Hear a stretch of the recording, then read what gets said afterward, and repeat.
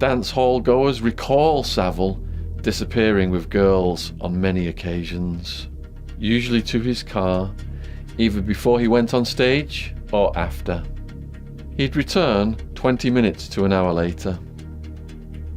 Other witnesses recall groups of girls going to his flat day and night. Savile clearly didn't want relationships. With teenagers he could control and manipulate and then move on after he had had his way. It was all about the sex, nothing more. Anthony Clare, who interviewed Savile for his Radio 4 series, In the Psychiatrist's Chair, recalls some of the disturbing things Savile said. Savile showed many of the traits of being a psychopath. Robert Herr's checklist, devised to identify psychopaths, includes several traits we can associate with Savile: slippery charm, a mask to conceal true self, low cunning and willingness to manipulate, absence of normal human emotions, lack of empathy, sexual promiscuity, inability to admit mistakes, fear of commitment, repeated attacks on the vulnerable. Do you think to have that many victims like Savile then, to be a large-scale psychopath like that, to have no feelings towards his victims, have you looked at his life history to see if there's any, nature versus nurture? I saw when he was a kid, he banged his head and he couldn't close his eyes. He was like a little baby and his eyes were open for like 6 months and they thought he was going to die. Right. The thing where his dad died from cancer. Have you seen any factors in his life? Or? No, I think he had a very weird life. His mother was a dominance in his latter part of his life. And even when she died, he still kept his cupboard in the bedroom full of her clothes. I think that we will never know what was going on in that relationship with his mum. But I think it would be fair to say, and people will draw their own conclusion, that it was unhealthy at best. But it was really, really wrong. But I don't know what else, of course, took place in his relationship. Are you saying there was a possibility of incest? I leave that to people to make their own determination. There was no evidence. We never had any evidence that told us that. But I think his relationship with his mother was incredibly unhealthy for a grown man of his age. He never cooked. He never had any utensils in his house or anything like that. He didn't have any food, anything. He scrounged off everyone all the time. He'd go to a local cafe and they'd give him food. He never used to pay for anything. He didn't own any of his Rolls Royces and things like that, or his cars. I think he finished 2 marathons. All the other marathons, he got in a car and he got driven to the end. The man's just a complete liar. He'd say he'd charge £3,000 to turn up at a fete. He'd turn up for 10 minutes and then disappear. A total and utter con. Working as a DJ in the 1960s, Savile often socialised with the police.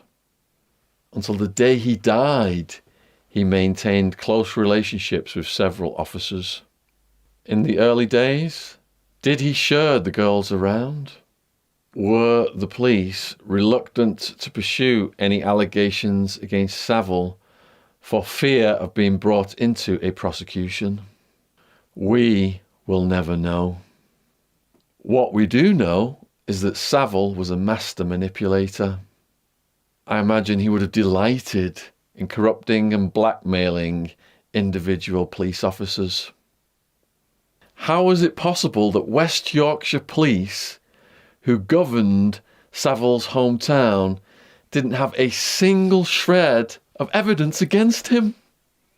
By law, they should have filed any allegations made against Savile anywhere in the country.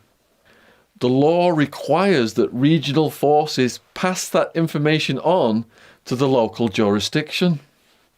After he was exposed and various inquiries conducted, the authorities learned that on 5 separate occasions serious allegations had been made in different jurisdictions. They should have been passed on to West Yorkshire Police.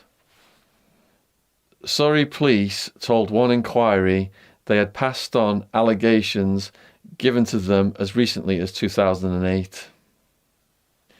In their own special inquiry, West Yorkshire Police, of course, denied receiving any such reports. If you allow the police to investigate themselves, what do you expect? This morning I woke up, let me think, I was on my own, and that is tremendous. How often do you wake up in the morning and have to check to see whether there is somebody on the other side?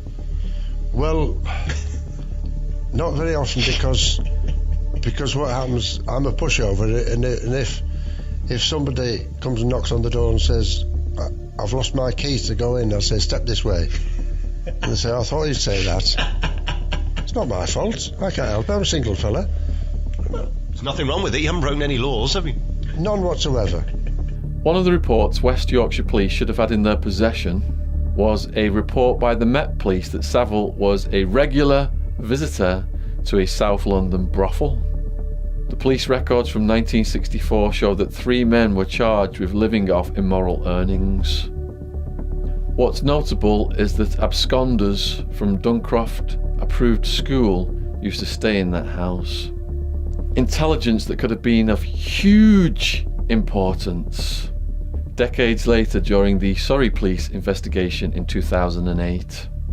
Had this information been seen by Surrey Police in 2008, surely it would have raised suspicions further. Maybe they would have detected a pattern of behaviour. Savile was clearly protected by his celebrity status. He must have felt untouchable. As the years went by, the longer he went undetected, he surely grew in confidence and was prepared to offend again and again, brazenly attacking his victims. Luckily for Savile, he managed to dodge a huge bullet in the 1960s. Media sources claim there was a newspaper investigation into his private life, and specifically into his preference for underage girls. They had names and plenty of evidence. Unfortunately, for hundreds of future victims, the very same newspaper decided to hire Savile as a columnist, and the investigation was killed. The editor wanted to appeal to younger readers. Had this not been the case, Savile may have been exposed way back in 1967.